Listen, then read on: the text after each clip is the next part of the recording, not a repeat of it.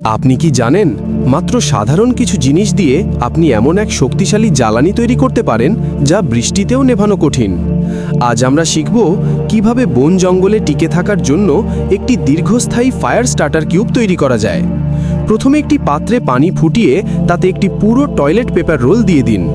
রোলটি ভিজে নরম হয়ে গেলে মাঝখানের কার্ডবোর্ডটি বের করে ফেলুন এবং পেপারটিকে ভালো করে পানিতে মিশিয়ে একটি পেস্ট তৈরি করুন।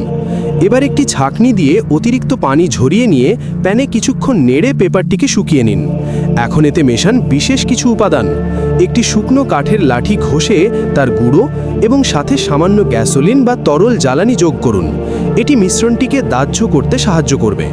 তৈরি করা মিশ্রণটি একটি আইস ট্রে বা সিলিকন ছাঁচে ভালো করে চেপে চেপে বসিয়ে দিন। এবার প্যারাফিন মোম গলিয়ে সেই ছাঁচগুলোর উপর ঢেলে দিন। মোম শুকিয়ে শক্ত হয়ে গেলে আপনার ফায়ার কিউবগুলো ব্যবহারের জন্য একদম তৈরি। এগুলো কতটা কার্যকর চলুন দেখে নিই। এই কিউবগুলো শুধু যে ওয়াটারপ্রুফ তাই নয়, এগুলো একটানা 10 মিনিটেরও বেশি সময় ধরে তীব্র শিখা নিয়ে জ্বলতে পারে। এমনকি এর উপর পানি ঢেলে দিলেও এর ভেতরকার মোম ও জ্বালানির মিশ্রণ এটিকে জ্বলতে সাহায্য করে। আপনার হাইকিং বা ক্যাম্পিং ট্রিপে এই ছোট্ট কিউবগুলো হতে পারে আপনার জীবন রক্ষাকারী বন্ধু। ভিডিওটি ভালো লাগলে লাইক দিন এবং এমন আরও টিপস পেতে আমাদের সাথেই থাকুন।